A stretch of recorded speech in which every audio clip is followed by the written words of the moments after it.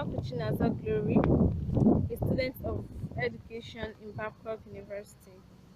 I'll be talking about bribing and corruption,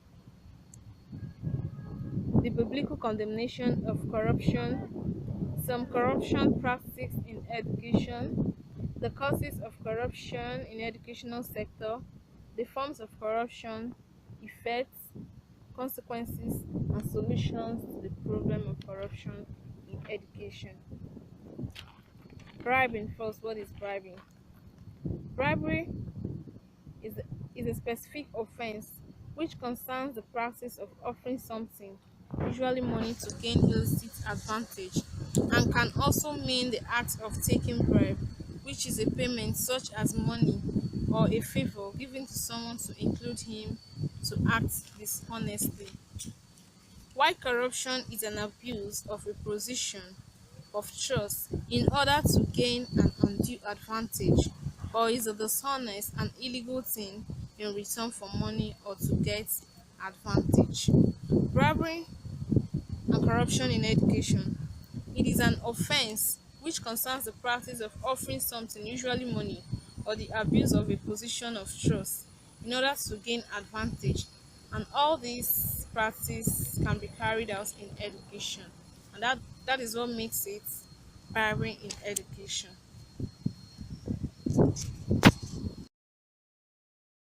We have some causes of corruption in educational sector. The first one is greed. Greed has a lot of crises in the world, including in Nigeria and in education as a whole. It is because of greed that some lecturers and school heads of states involve themselves in corruption.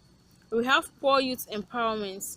Poor moral youth empowerment is a contributor to corruption.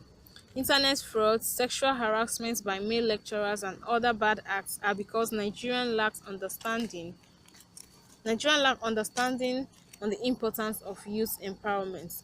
We have poor standards of education in the society. The poor standard of education in the society also cause corruption. We have poverty.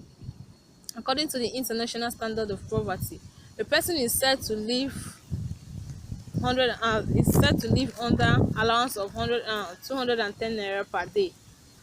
There are poor people in Nigeria, and also it pushes them to corruption. We have unemployment. Unemployment is one of the major challenges in Nigeria, and it does not need much explanation because it has broken the hearts of many citizens, and that is why many are forced to go into corruption practice just to sustain their living.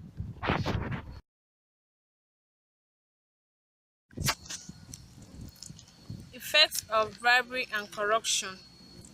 Bribery reduces investment and hence growth by increasing costs and uncertainty. Bribery reduces direct foreign investment because corruption acts as a tax, and less predictable the level of corruption the higher its variance. It reduces the productivity of public investment and infrastructure. It reduces the quality of education in our society or in Nigeria as a whole. Some forms of corruption. We have parents' corrupt practice. This form of corruption is being manipulated by parents and thereby using all various orthodox means such as giving out money to influence their children's admission and any external examination such as senior secondary examinations and JAMBs. Students' corrupt practice. This is a situation whereby students uses money to influence their teachers, invigilators and supervisors, while some female students give in to sex. Other uses sex as also an influence. Examination corrupt practice. This form of corrupt practice involve both the invigilators, supervisors or examination officers, especially during external examination. We have the teacher corrupt practice. This form of corruption is dominant in the private school setting and also some public university setting. Lazy and incompetent students sort out their results by paying their teachers.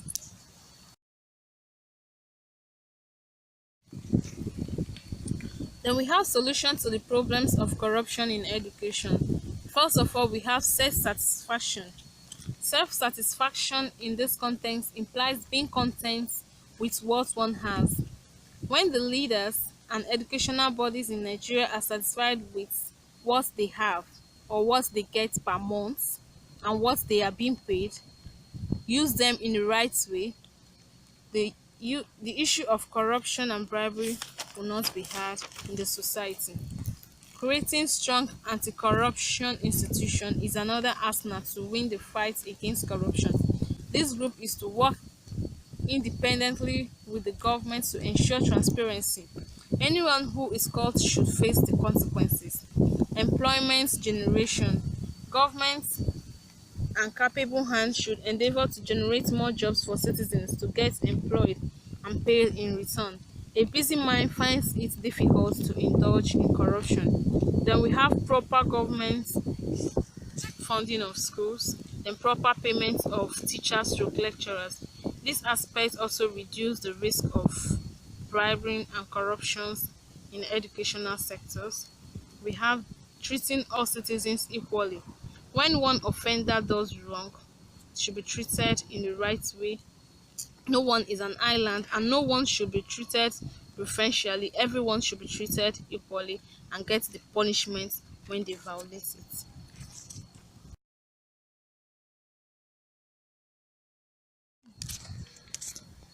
Then the biblical condemnation of corruption.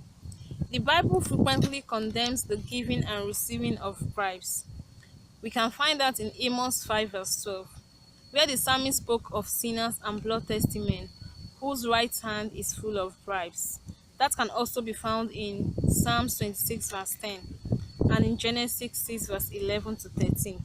It is recorded, "Now the earth has become corrupt in God's sight, and it was filled with violence, and God observed all this, and he said to Noah, I have decided to wipe the earth because it is filled with violence and corruption." The Bible warns on the issue of bribery and corruption. Thus, do not accept a bribe, for a bribe blinds the eyes of the wise. That can also be found in Deuteronomy 16 verse 19.